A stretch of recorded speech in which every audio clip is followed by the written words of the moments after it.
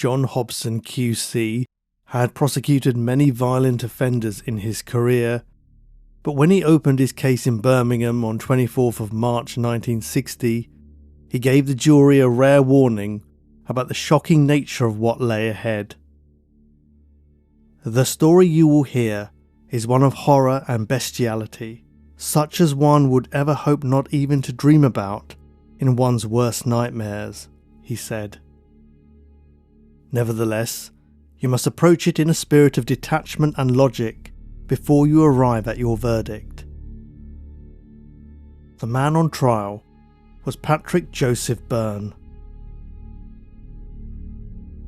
In 1959, Byrne was a 27-year-old from a large, happy family originally from Dublin, Ireland.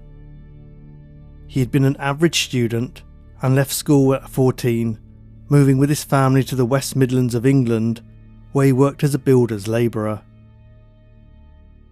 He was fond of his mother and was described as pleasant by those who knew him, and although his childhood had been largely uneventful, he was seduced by an older woman when he was a teenager, an experience which he later said had frightened him.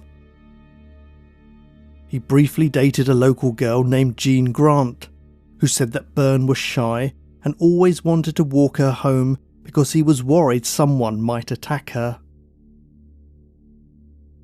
What none of Byrne's family and friends realised was that from a young age he had been tormented by thoughts about hurting women. Sometimes women he knew, or at other times women he saw in the street. He developed a habit of following girls who caught his eye and peering into their windows to watch them undress, occasionally stealing underwear from their washing lines. His habit escalated from watching through windows to climbing inside the apartments of female students living near Birmingham University. Once, 2 girls caught him on the stairs, and another time he sat on a student's bed and tried to talk to her.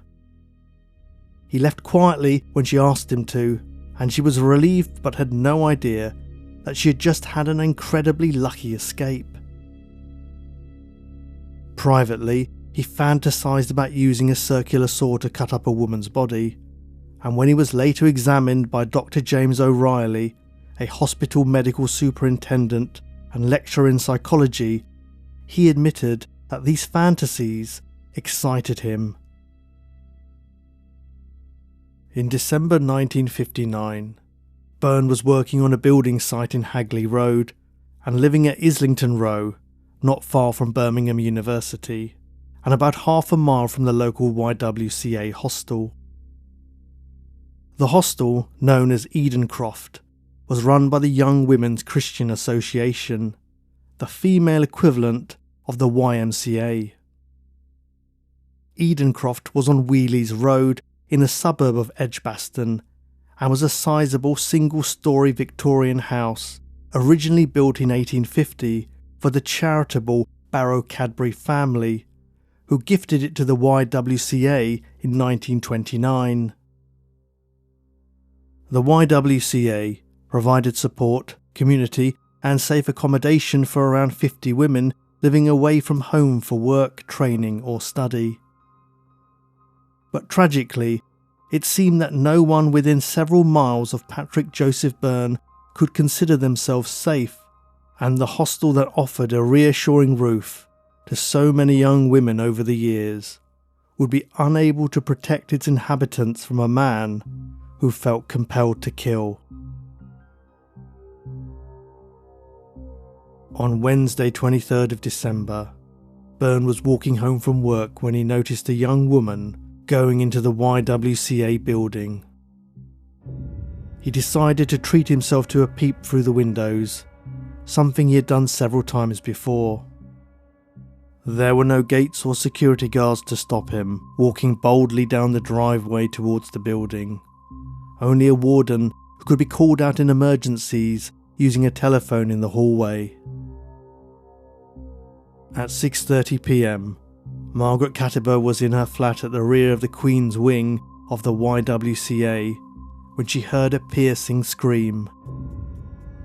She ignored it assuming it was one of the other girls messing around. Most had already gone home for Christmas, but there were around 10 left, many of them in high spirits ahead of the holiday season. Around 45 minutes later, 21-year-old Margaret Brown, also a resident of Queen's Wing, went into the ironing room to prepare her clothes for the journey to Scotland the next day to visit her family and fiancé. She heard the door of the adjacent laundry room open and close. Then the light next door suddenly went out. Her own room remained lit, but when she looked through the adjoining glass door into the darkness beyond, she could just make out a figure standing on the other side. She opened the door, and the figure swung a heavy object at her head. Margaret reeled from the blow, and her sudden scream startled the attacker, who fled without a sound. She staggered into the nearby kitchen where a member of staff was working and gestured for help. Margaret was taken to hospital, but was later able to describe the glimpse she had had of her attacker as he had stepped towards her into the light of the ironing room. She remembered he was a stocky man of about 5'7", in his mid-20s with dark hair, a reddish complexion and a brown jacket.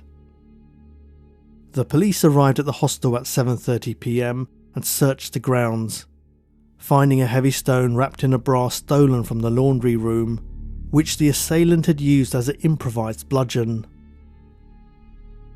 Outside, officers found muddy footprints and an open window, with prints leading inside to room number 6.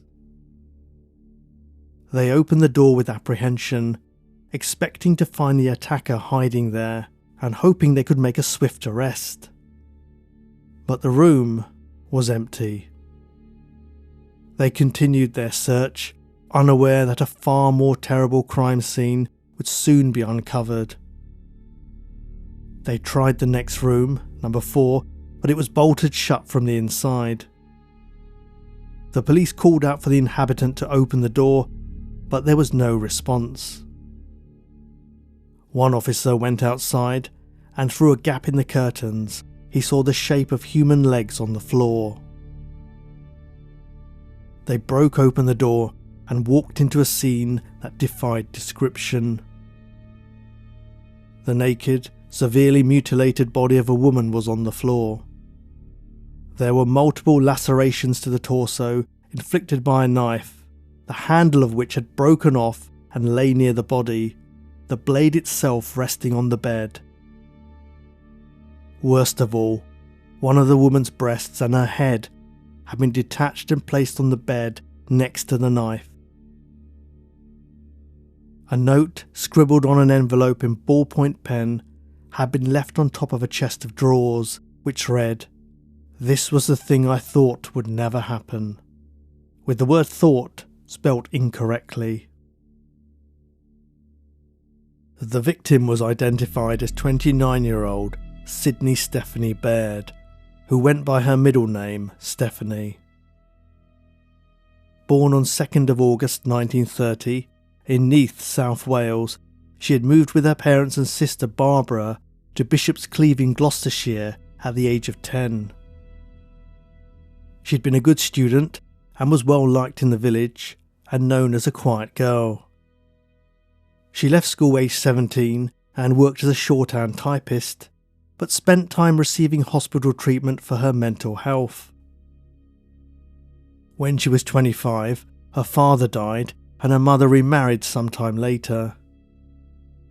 In November 1958, Stephanie moved to Birmingham and found a new typing job, but was made redundant after 5 months, which triggered a relapse of her depression. The following summer, she attempted suicide and was admitted to hospital, where she made friends with another patient there, named Margaret Cullingford. After being discharged in August 1959, Stephanie went to live at the YWCA Edencroft Hostel while she looked for work, though she had no immediate financial concerns as her father had left her some money. On the afternoon of her death, She had been at the hairdresser's until around 5:45 p.m. and had then returned to the hostel, planning to travel to Bishop's Cleeve the next day to spend Christmas with her family. Everyone the police interviewed about Stephanie's background described her as a very respectable young woman with no known male associates, and it seemed unlikely that anyone in her life could have been responsible for her brutal death. Her mother and stepfather travelled by train from Gloucestershire to undergo the unimaginable ordeal of identifying the body. Chief Superintendent Jim Horton, head of Birmingham Criminal Investigations Department, led the murder inquiry and placed guards outside every women's hostel in the city in case the killer struck again. A reward of £2,500 was offered to the public for information leading to an arrest, but it was a difficult time of year to conduct a murder investigation. Many people were away visiting relatives for Christmas, while others were travelling into the area from elsewhere, and initially it was unknown whether police were searching for a local or a transient. Home Office pathologist Dr. Frederick Griffiths performed the post-mortem and found that the cause of death was asphyxia due to manual strangulation, and there were numerous lacerations and puncture wounds on her body. Griffiths observed that the perpetrator had likely taken no more than 30 minutes to carry out the decapitation. Police presence blanketed Birmingham, a wave of blue uniforms rolling through every street as officers visited 20,000 houses and took 50,000 statements from members of the public, including butchers, doctors and known criminals. At police headquarters, an influx of tips, letters and false confessions were received, which, as in most high-profile cases, were more of a hindrance than a help. Hopes were raised when one witness reported seeing a man with blood-soaked hands and clothing on the number 8 bus at 7:30 p.m. on the night of the murder, just yards from the hostel. Police found a blood-stained seat on the upper deck of the bus, but later learned this was an unrelated incident involving a fight between two men, though coincidentally it had taken place in Islington Row, where Byrne's lodgings were situated. Eventually, in February 1960, the police knocked on the door of his lodging house as part of their routine inquiry. The manager told them that one of the tenants, 27-year-old Patrick Byrne, had left just before Christmas and had not been seen since. He was added to the list of the 3,000 men who, for some reason or another, had not returned to their home or workplace in the new year, and each one had to be located and checked. Byrne was traced to his mother's house approximately 80 miles away in Warrington, but he was out when detectives called, so they left a note asking him to report to the nearest police station. He presented himself that afternoon and willingly completed a questionnaire detailing his name, address and his movements on 23rd of December. His cheery smile gave little away and he willingly offered his fingerprints, but Detective Sergeant George Welburn sensed something in the man's demeanour that bothered him. Just as he was leaving, Welburn asked searchingly, "Is there anything else you would like to say about your stay in Birmingham?" Byrne turned around and blurted out, "Yes, there is. I want to tell you about the YWCA. I had something to do with that." He then revealed the entire story in such full, horrifying detail that the police were left in no doubt that he was indeed the killer of Stephanie Baird. He confessed that he had peered through the curtains from the outside and seen the light on in room 4 and decided to enter the hostel for a better look. He stood on a chair outside the room to spy on Stephanie through the glass panel at the top of the door and saw her inside wearing a skirt and a red jumper. She was brushing her hair and he hoped she would remove her clothes, recalling that he felt angry when she didn't. He was about to leave when she opened the door and asked him what he was doing there. He told her he was looking for someone, and Stephanie offered to fetch the warden, but he stopped her, demanding that she kiss him. She said no and tried to push him away, so he shoved her backwards into the room, wrapping his hands around her neck and pushing her to the floor while kissing her. I heard a couple of noises from her throat, but kept on kissing her, he told police. Once she had stopped breathing, he locked the door, removed her clothing as well as his own, then began mutilating the body with a kitchen knife.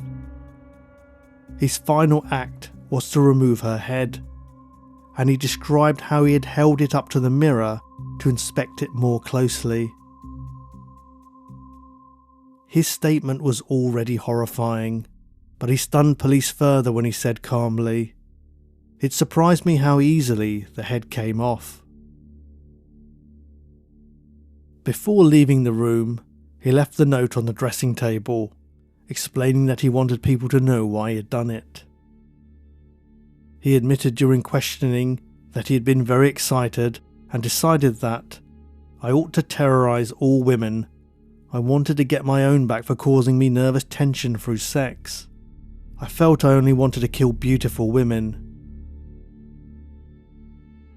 His lust not fully sated, even after the horrendous brutalisation of Stephanie's body, he climbed out through the window, leaving the door bolted from the inside. He picked up a large rock from the garden and entered the laundry room, where he found a bra to wrap around it, and spotted Margaret Brown ironing in the next room.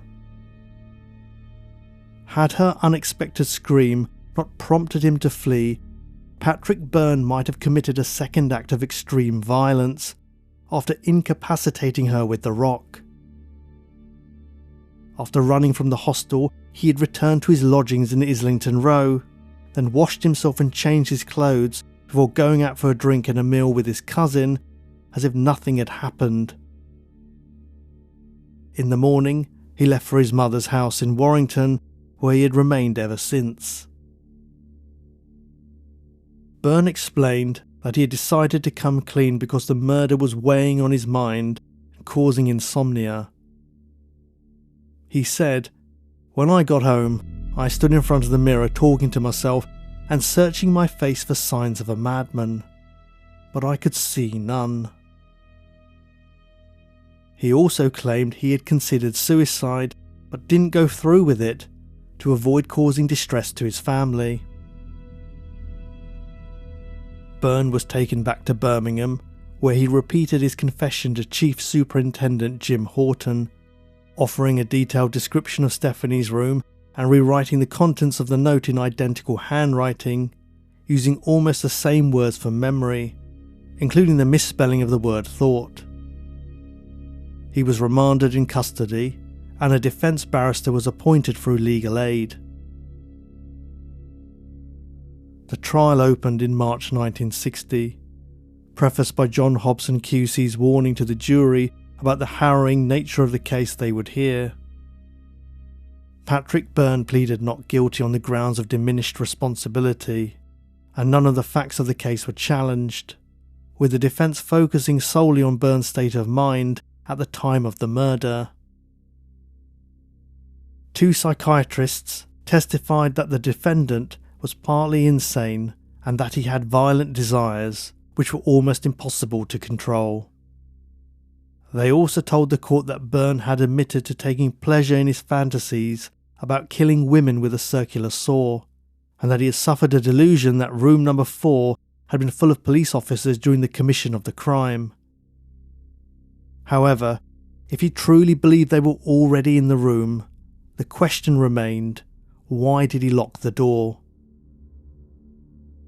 Dr. Percy Coates, the senior medical officer at Birmingham Prison, concluded that Byrne was a sexual psychopath and said, "I think he knew what he was doing, and what he was doing was wrong. His sexual emotions took complete control of him at that time." After 45 minutes of deliberation, the jury found Patrick Byrne guilty of the murder of Sydney Stephanie Baird, and he was sentenced to life imprisonment. Had the crime taken place just a few years earlier, he may have been sentenced to hang. But the Homicide Act of 1957 differentiated types of murder, with only specific crimes punishable by execution. These included murders committed during theft or robbery, or while resisting arrest or escaping from custody, murders of police or prison officers, deaths caused by shooting or explosion, or a second murder committed by the same person. Byrne's defence team launched an appeal, and on 4th of July 1960, the murder conviction was overturned and replaced with a verdict of manslaughter on the grounds of diminished responsibility. In theory, this should have had little effect on the outcome, as a term of life imprisonment still applied, as he was considered a significant danger to society. However, in 1993, after 33 years in jail, he was released on licence. Authorities were concerned by his behaviour in society and they revoked his licence, returning him to prison in 1999. After the conviction, Detective Sergeant George Welburn assisted Byrne's mother and siblings to relocate back to Dublin. Margaret Cullingford, the young woman who had befriended Stephanie when they were both receiving treatment at the same hospital, grew more depressed after the murder and ultimately took her own life. Whether the death of her friend had contributed to this is unknown. In 1968, the historic YWCA building was demolished and replaced with apartments, though they still bear the name Edencroft. While the murder of Stephanie Baird should never be forgotten, it is perhaps for the best that there is little remaining evidence of the building that once stood there, where such a savage murder was committed 2 days before Christmas, 1959. Thank you for listening to Prash's Murder Map. If you'd like to support my work, please leave me a thumbs up, comment or review. As an interesting side note, Stephanie Baird was born in the industrial town of Neath in South Wales and lived just a mile away from Betty Maud Jones, who would later be convicted for the murder of a taxi driver in 1944 along with American soldier Carl Holton. My book about the case, Wartime London's Bonnie and Clyde, The Crime Spree of Betty Jones and Carl Holton, will be released in January 2026 and reveals new information about this case. If you'd like to keep up with my latest work, you can sign up for the free newsletter on my website. I'll put the link in the show notes. Thank you for your support, and I'll see you again next time for another true crime episode.